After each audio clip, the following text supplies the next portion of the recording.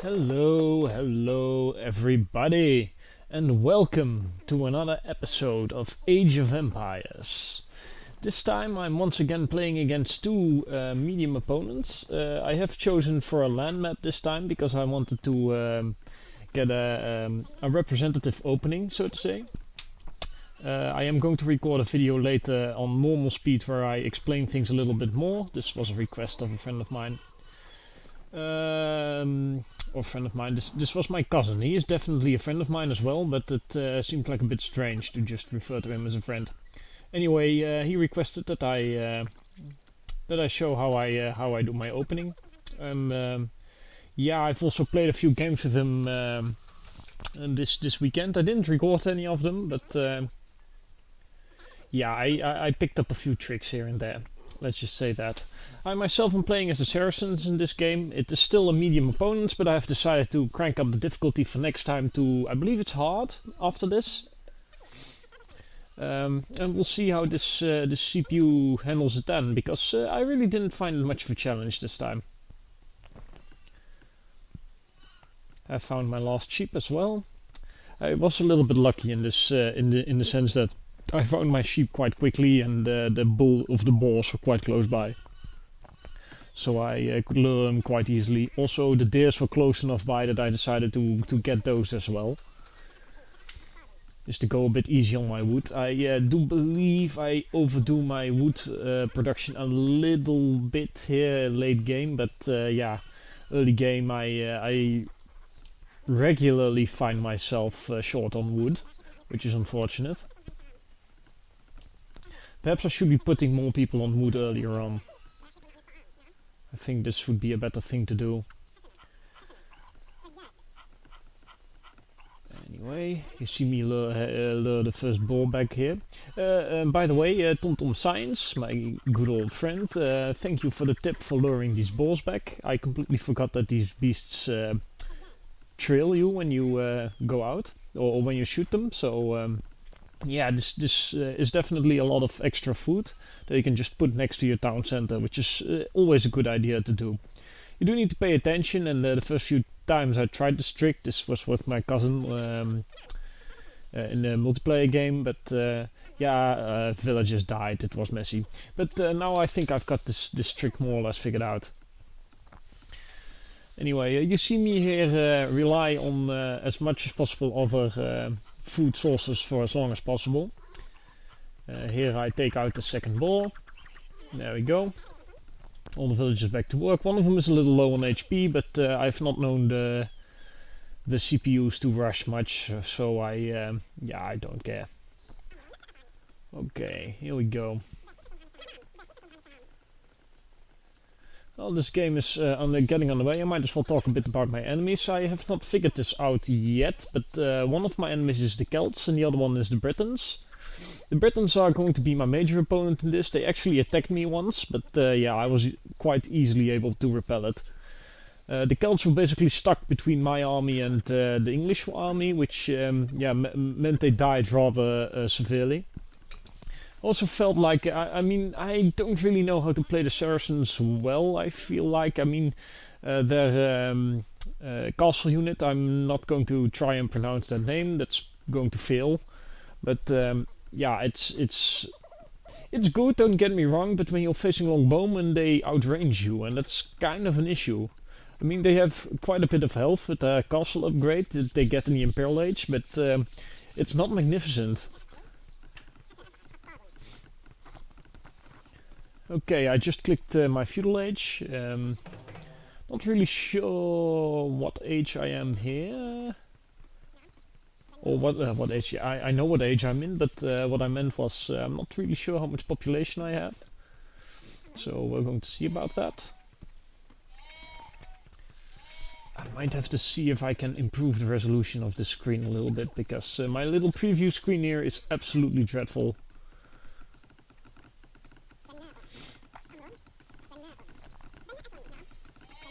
Anyway,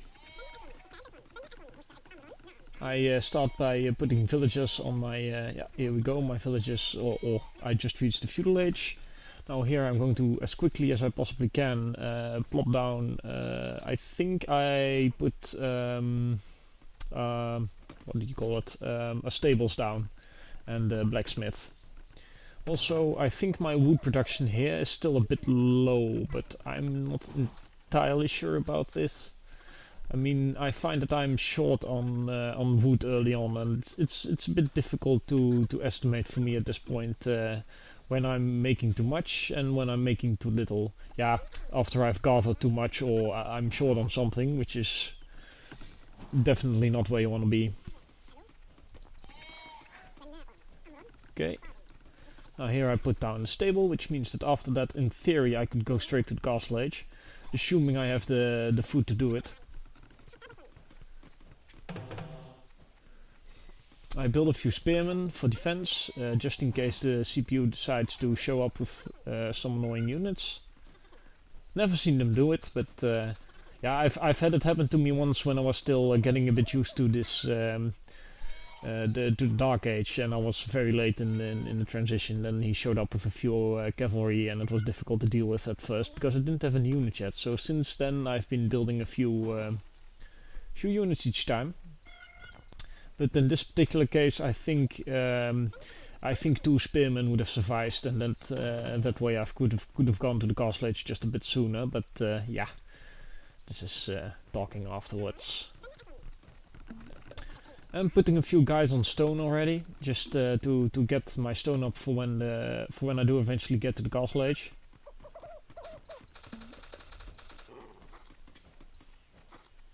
Okay, castle age is on. Very nice. Okay. Now I sent a scout out a little bit further to see if I can find my opponent. I'm guessing they're more or less in each corner, so that's what I'm trying to find out. So far I've not actually seen an enemy yet, but I will shortly. The Celts is the first one I find. Not sure if I see this on my screen already or not, but I will shortly.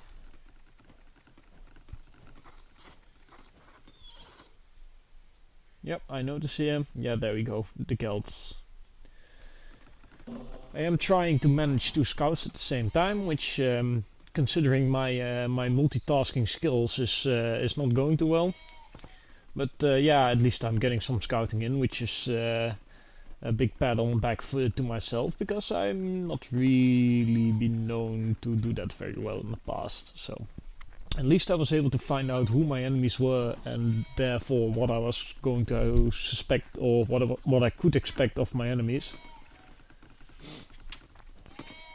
I'm getting an upgrade to gold mining, because that will become very much important when I start building units. I did underestimate just how much gold these these units costs of the Saracens. These oh, what are they called?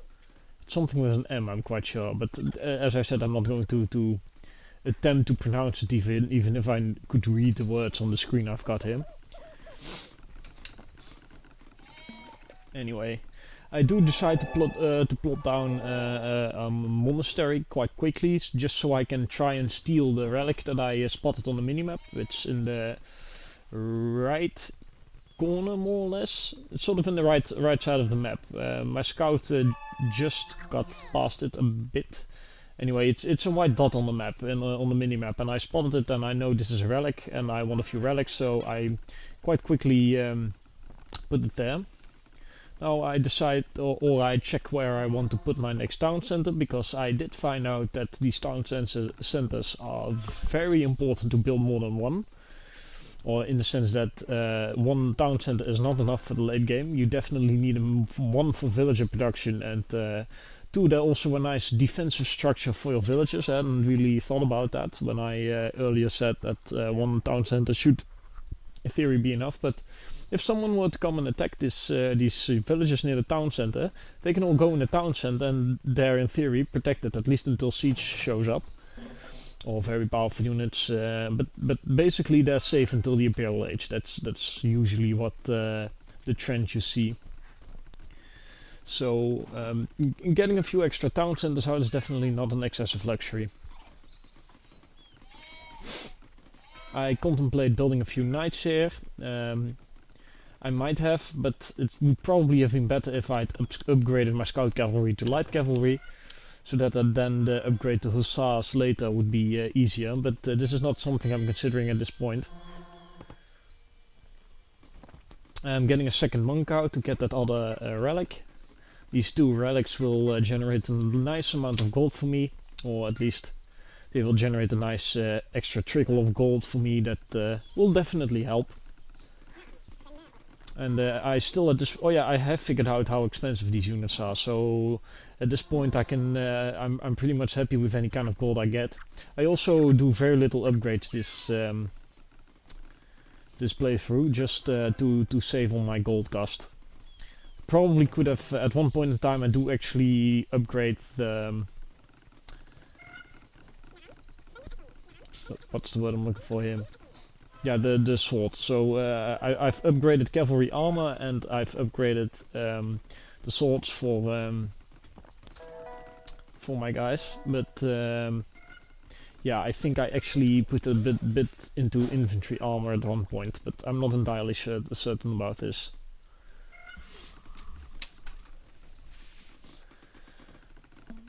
I also get into a little bit more early aggression in this game. Once I'm quite comfortable with how my base is looking, I decide to get a bit aggressive, at least to annoy my opponent a little bit. Start putting some farms around the second town center. Also put a bit of a building wall in between the second town center and where I would estimate my enemies to come from. My idea with this is that, yeah, should the enemy come, then I have all the defense I need, or at least I don't have all the defense I need, but I have a bit bigger of a chance to protect my villages against these enemies. I did decide to switch from my some gold miners from my original mine to the mine somewhat further out. I'm glad I did this, because by the time they run out of gold, on the outskirts is right about when my when I get a visit from the Britons and I actually get attacked. If I remember correctly, at least by the time the Britons attack, I did already place my villages in a different spot so they didn't get killed. This is definitely a good thing. Now here I use these units I have to start harassing my opponent a little bit, try and kill off some villages, harass his economy a little, see if I can basically be a nuisance. Here I place the second castle down to more or less complete my wall. Well, not really a wall, but just to create a few chokeholds. Oh. Here I basically bully, or throw a few I think they're throwing swords, which is a bit scary, but I throw a few swords at the town center just to get the villagers inside and give me, oh yeah, just take them off the farm for a little bit. These scorpions actually annoy me a little. Never seen people make them in online, or the online games I've seen. I've never actually played myself, but the ones I've seen on the YouTubes. But yeah, I found them actually quite annoying in this game. Maybe it's also because of this unit. I could imagine that other units might not have the same problems. Dodging this onager, or onager, what are they called? Also something with an M. Maybe it's the letter M that's giving me problems. Anyway, now that I've very cleverly microed my guys in between the houses, I can't actually get out of the way of this catapult properly, so I lose a few of them. And left and right I get these super annoying little crossbows. I have advanced to the Imperial Age at some point here. I sort of missed this, but yeah, I don't really mind that much. Or I don't really do that much with it. As you see, I actually called back my my guys to get healed by these monks a little bit, and also get some reinforcements and try a second attack.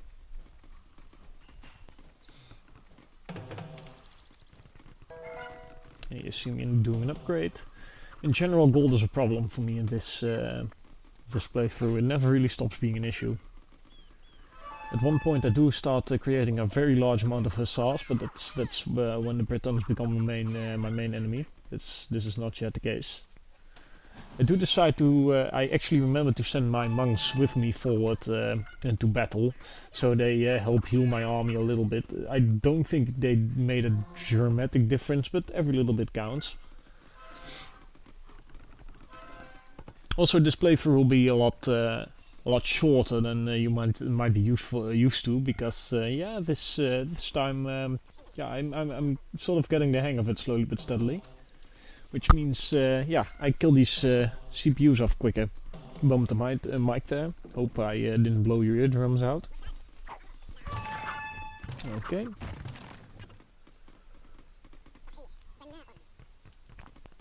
I could imagine these guys to be very dangerous when they're against a melee-orientated race. Say, for instance, who knows? At least I imagine they do well against. What would they do well against? I'm not really sure, but I kind of feel like these Saracen units have their place, because they, like the X-Men of the Franks, they throw swords, so they don't count as piercing armor, but as regular armor gets counted for this, which means they're exceptionally effective against units with high missile defense. And whilst they actually are pretty much, for the practical side of things, are missile units,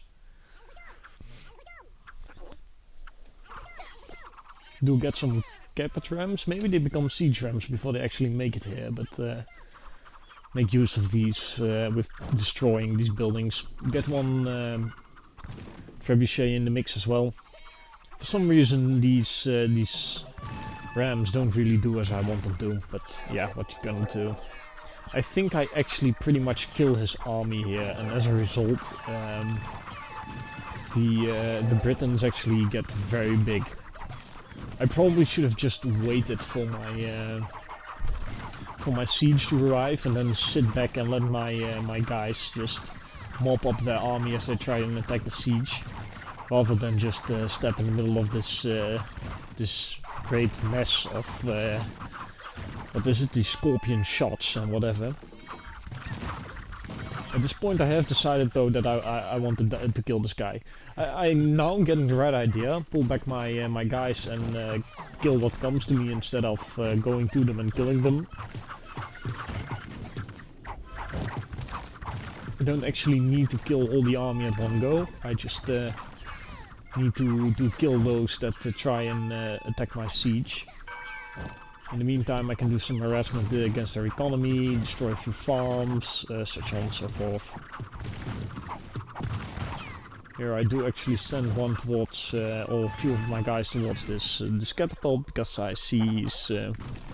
I decided to build a forward siege area, or siege workshop. I never actually use it, because at this point I think, or I'm thinking, well, maybe this is going to take a while and I might want to have a few rams on site, but I'm very soon figuring out that that the Britons are actually attacking very fiercely on the other hand. I should have known, because I actually saw their siege workshop basically on the doorstep of the Celtic grounds.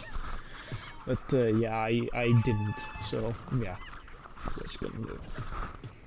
I do actually later on use this area for, I have a castle there, and I built 3, what was it again, stables, yes. And I built a lot of hussars from this point. I used to reinforce my attack on the Britons, but yeah, I might as well have made those in my own camp, or better still, just close to the Britons. I decided to get fancy with a forward castle, but to be honest, I could have done this with British turf rather than my own. But then again, these pesky longbowmen outrange my castles, which is very, very annoying. I probably should have done the archery upgrades for just to be sure that I able to kill off these longbowmen. Here I get attacked, and you see here I have a beautiful castle sitting there, but yeah, it's just sitting there being pretty because it can't really do much. Here I decide to pull back my guys, aiding the defense. I don't want to lose a castle. Do have a little bit of a surround on them. For some reason I think this is helping, I'm not really sure. He loses a lot of longbowmen, by the way. This was a very aggressive opponent. Quite surprised by how aggressive he got. He apparently also had a very big army. I apparently had the smallest army in the game in this playthrough.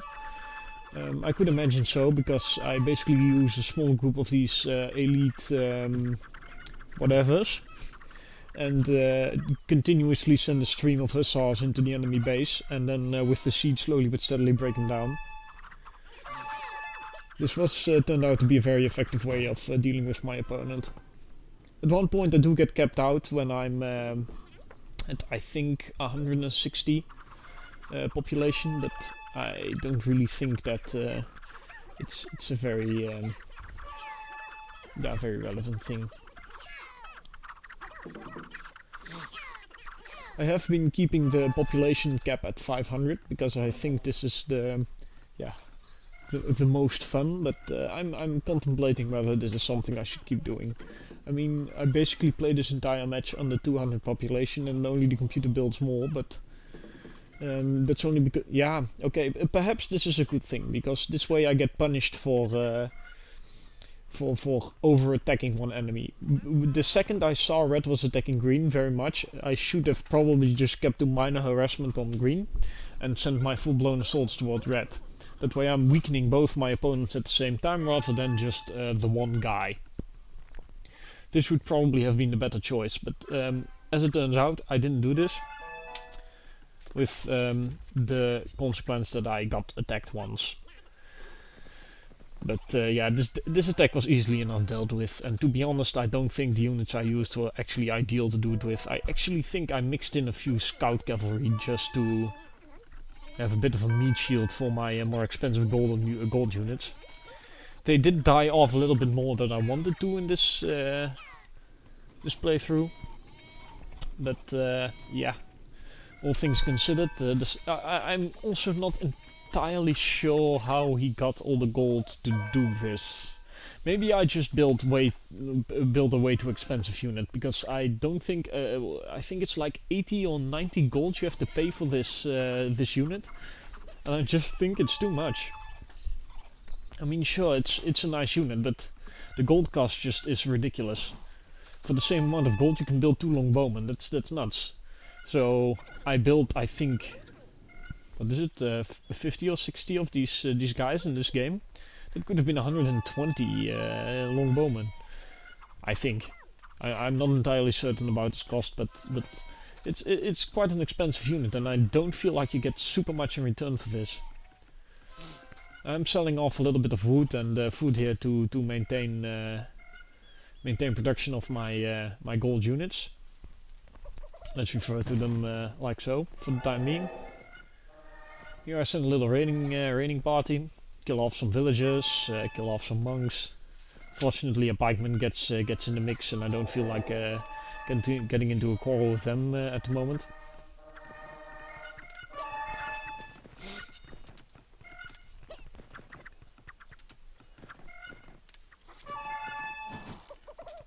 Okay, now you see me here trying to dance around the pikemen.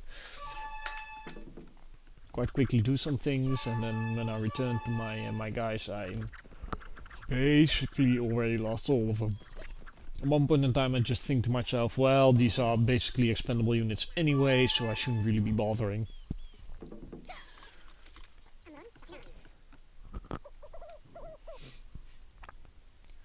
I also thought there was very little gold in this map in general. I'm not really sure if I just got unlucky with the gold spawns near my base, or that I didn't scout them out properly or something, but I really feel like there should have been more gold. Here you see me imply the tactic that I'll be using for the remainder of this game. Send forth my let's call them junk units for the time being. These hussars, they only cost food, so they're quite cheap to me. And then I used the gold units to protect my trebuchets. In this case, I do actually build a few rams later on. This was a good idea because they break down stuff a lot quicker. They speed up the process a lot. I think I first take out his monastery just to cut his gold production. And yeah, of course I go for a few town centers. Not that I think that they're doing a lot right now, but yeah. It's 100 stone, and it's a few. I mean, the wood's probably something that's easily replaced for my opponent here, but the gold is definitely, or the stone is definitely nice to take from him.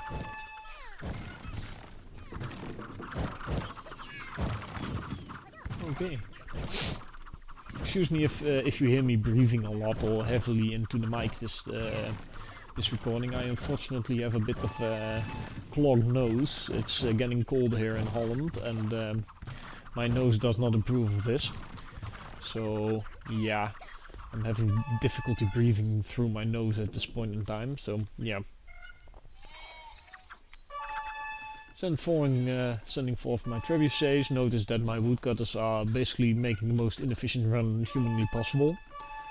So I do decide to give him a bit of an efficiency boost by placing one a little bit closer to some woods. Okay. He did place his castles rather smartly, in the sense that they're at the back of his base. So these longbowmen are very important units to him. So he has the production at the back of his base, which makes sense. I used them defensively, which I think helped me out in this playthrough. But yeah, in his particular case, I don't think it was a bad idea to have these castles at the back of his base. Maybe he placed them there initially because his first opponent were the Celts, not necessarily me. Not sure how the computer determines his enemy, or his city planning, so to say.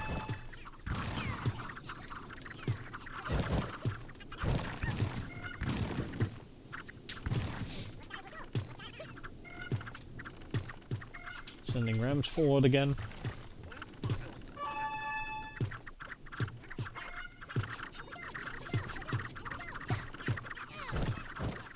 This is the last daring.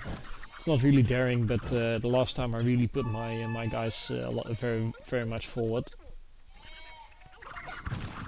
Send some reinforcements that way. So my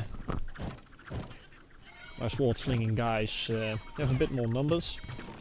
Fortunately, I'm squeezed in between a whole bunch of town centers and castles. I can't really do much to take him down more quickly than I already am. And my guys are a bit... I can't really set them to the hold your ground command. You have the command is you can set them up to that they don't move. They only use their range attack if they're in range. But everything they're coming up against are outranging them by a lot. So I decided not to put them on this mode, but as a result I do get a lot of casualties of them randomly running into the enemy base, which is unfortunate. Ah, here I've won. Now you are left here to enjoy the post-game stats. I hope you enjoyed this episode. As I said, later on will be an episode of me just going through the first ages and talking about how I do things.